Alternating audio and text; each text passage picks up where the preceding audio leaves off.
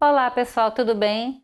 Sou a professora Andréa Beatriz Rack de Góes e hoje vamos falar sobre o tema da primeira unidade do componente EDCK 10, Metodologia da Língua Portuguesa, que se intitula Políticas Públicas Educacionais Brasileiras e seus impactos no ensino escolar da língua portuguesa.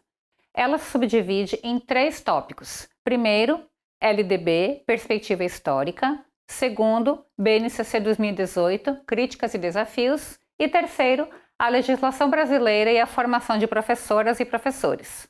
A educação brasileira é organizada com base em leis de espectro amplo, que precisam contemplar tanto os aspectos e necessidades comuns da nação, do povo brasileiro, num equilíbrio entre direitos e deveres, quanto as tantas especificidades de um país de dimensões continentais, cuja constituição social e histórica reúne uma imensa e riquíssima diversidade social e cultural. É essa prerrogativa de autoridade que impõe as 3 esferas públicas em hierarquia decrescente, começando pela esfera federal, que engloba a estadual e que, por sua vez, contém a municipal. A última subordinada às 2 anteriores e a segunda à primeira. Porém, cada uma com suas atribuições específicas previstas em lei. Por exemplo, a responsabilidade sobre a educação pública infantil e ensino fundamental 1, antigo primeiro grau, cabe prioritariamente aos municípios. O ensino médio, antigo segundo grau, aos estados, e o ensino superior, antigo terceiro grau, à instância federal do MEC. No contexto da pandemia, foram publicadas várias resoluções e documentos normativos que determinaram, por força de lei, o fechamento imediato de todos os estabelecimentos de ensino do país como medida emergencial para conter a disseminação do coronavírus entre a população, principalmente as crianças. O último público a receber a proteção das vacinas que foram surgindo aos poucos, ainda que em tempo recorde. A Lei de Diretrizes e Bases da Educação, número 9.934, de 1996, LDB 96, inaugurou, após a promulgação da Constituição de 1988, o período de redemocratização do país após 2 décadas de ditadura militar, trazendo uma visão mais voltada para a formação humana e, por isso, a década de 90 passou a ser conhecida como a década da educação. Já a LDB 5692/71, que vigorou desse ano até 1996, dava ênfase à formação para o trabalho, mão de obra. Não obstante diferenças marcantes que expressam seus respectivos contextos históricos, há também muitas semelhanças conforme apontam Nara Lidiana Silva Dias Carlos, Raquel Marinho de Menezes e Olívia Moraes de Medeiros, neta, autores do artigo A Lei nº 5692 de 1971 e a Lei de Diretrizes e Bases da Educação número 9.394 de 1996. Aproximações e distanciamentos na organização do ensino na educação básica, publicado em 2020 e elencado como uma das leituras teóricas para esse componente.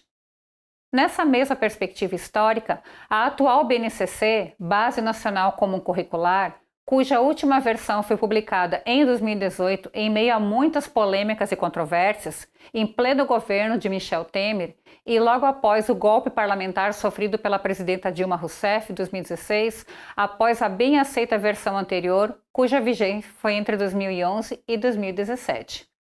Importante salientar que a BNCC é uma política pública de Estado prevista na Constituição de 1988, e a partir de sua criação, os sistemas de ensino têm uma base nacional comum curricular.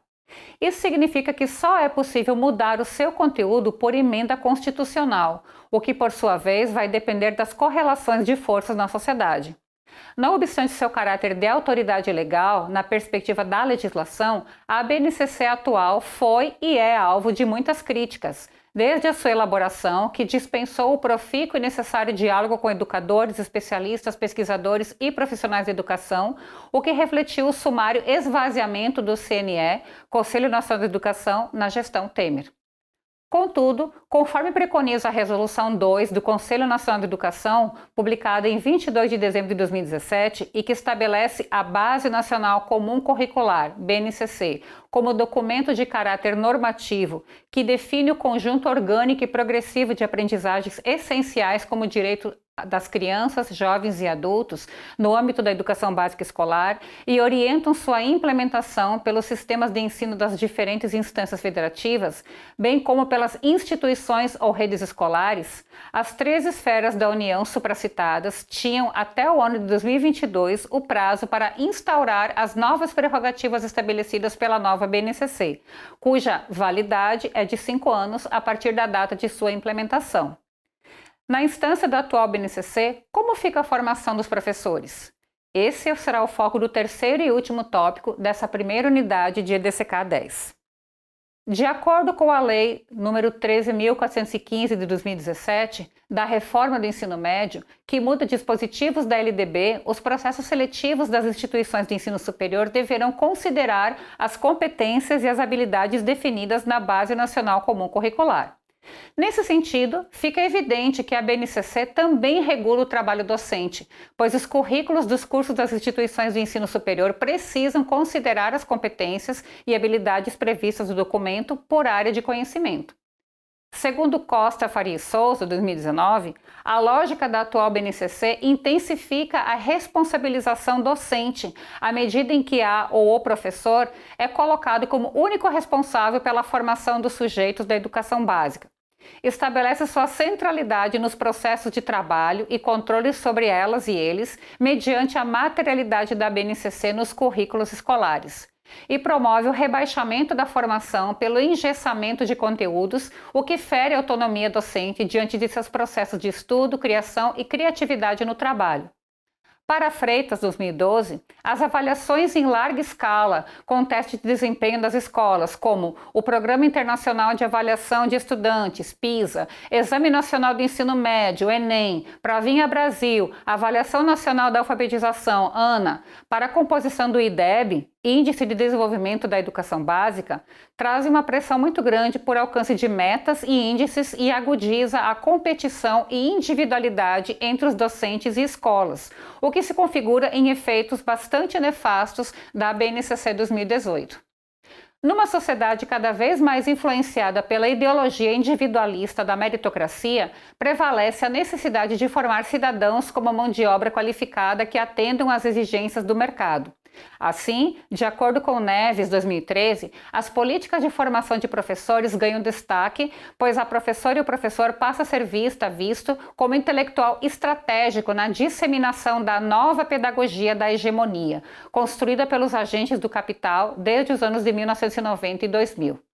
Essa perspectiva de formação de professor se choca com a concepção de uma política de formação e de valorização docente que busque por emancipação humana e transformação social, política, econômica e cultural. Sei que a conversa está muito boa, mas por hoje ficamos por aqui. Até a próxima!